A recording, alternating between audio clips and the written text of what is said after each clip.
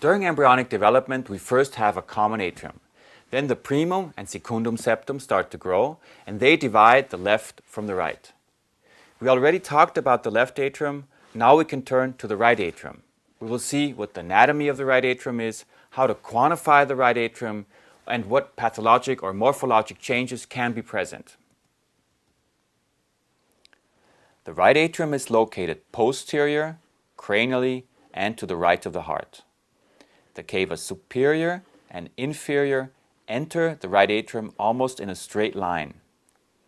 The remaining parts of the atria are attached to this tube like a bag. Looking at the right atrium from the front, you will recognize the right atrial appendage, which has a more quadrangular shape opposed to the left atrial appendage, which is more triangular. Which structures are related to the right atrium? The vena cava superior, the vena cava inferior, and the inflow portion, the right atrial appendage, the interatrial septum, and the coronary sinus. When you compare the right to the left atrium in a four-chamber view, you will see that they look very similar. The right atrium is just a bit smaller than the left atrium, and it is divided from the left atrium by the interatrial septum. With color Doppler, you can see the flow of the vena cava inferior entering the right atrium. The subcostal view is also a view where you can nicely see the right atrium. You can see the interatrial septum here and the free wall of the right atrium. With the help of color Doppler, we again can visualize very nicely the inflow of blood from the vena cava inferior into the right atrium. This is an example of a patient who has severe tricuspid regurgitation, where we also see retrograde flow into the hepatic veins and the vena cava inferior. The vena cava inferior is significantly dilated. There are a number of causes why the right atrium can be enlarged. One cause is pulmonary hypertension. Pulmonary hypertension, no matter if it's pre or post-capillary, we often see elevated right atrial pressures, which cause the dilatation. Tricuspid valve disease, in particular tricuspid regurgitation, and right heart failure also cause enlargement of the right atrium. This is an example of a patient with restrictive cardiomyopathy who has severe tricuspid regurgitation.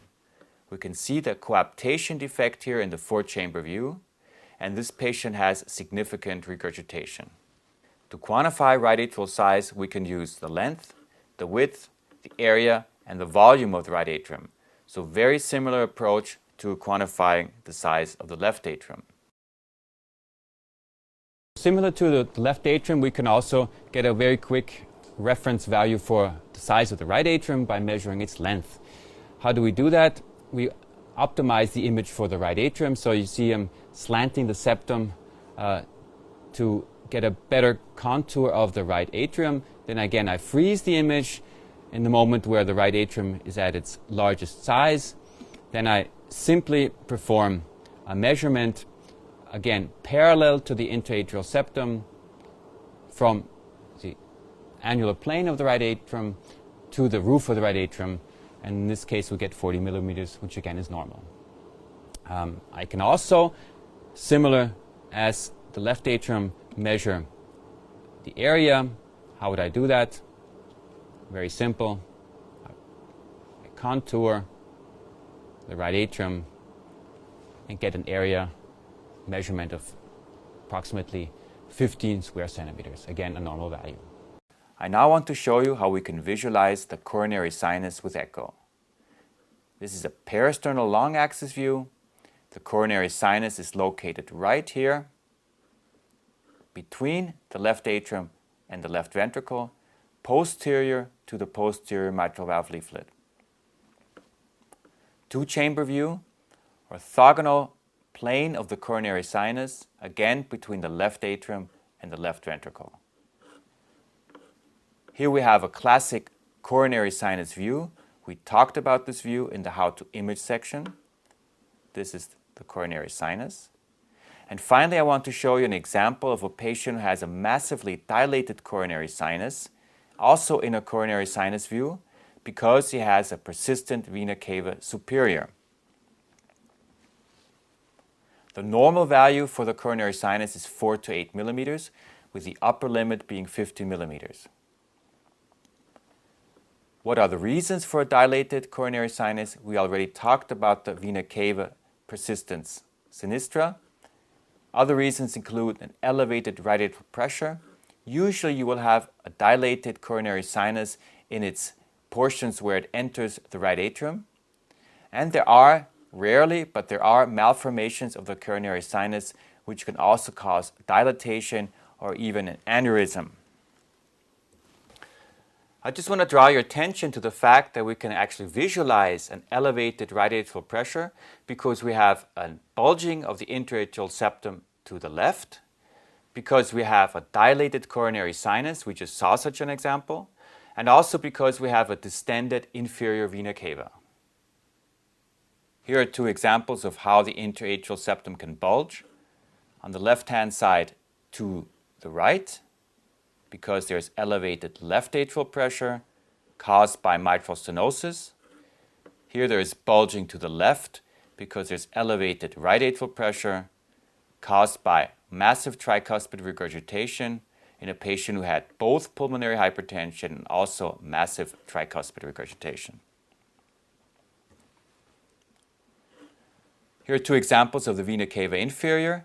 On the left with normal right atrial pressure, the vena cava inferior is small. It completely collapsed during inspiration. There's almost no lumen visible. On the right-hand side, we see a massively dilated vena cava inferior. The diameter is probably almost 35 millimeters.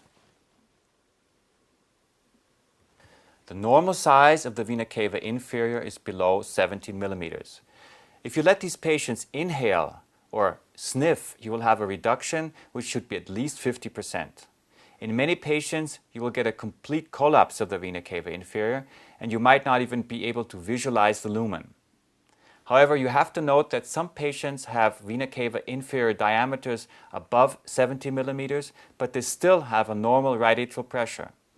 It's unclear why this is the case. Maybe it's related to the fluid status, but there's also been evidence that patients with orthostatic dysregulation have larger vena cava inferiors altogether. This tracing shows you the normal flow in the hepatic veins recorded with pulsed wave Doppler. The maximum velocity should be below 0.5 to 0.8 meters per second. We have a systolic and a diastolic component.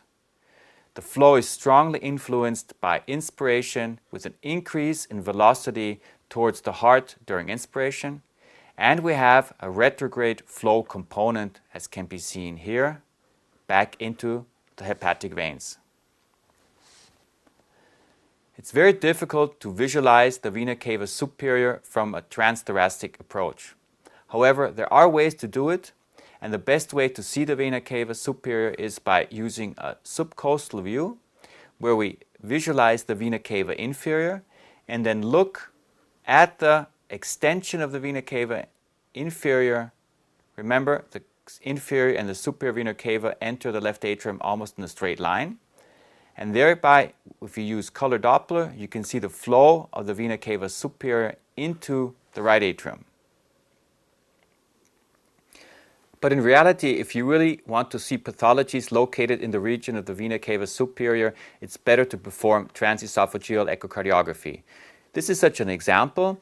We have a longitudinal view at 101 degrees, and here we can see the vena cava superior enter the right atrium. This would be the inferior vena cava, the interatrial septum, and here this is the left atrium. So pathologies can probably be visualized much better with TE versus transthoracic echocardiography. Okay, so this concludes the right atrium, and now we'll turn away from the chambers to the walls of the heart, specifically to the wall of the left ventricle.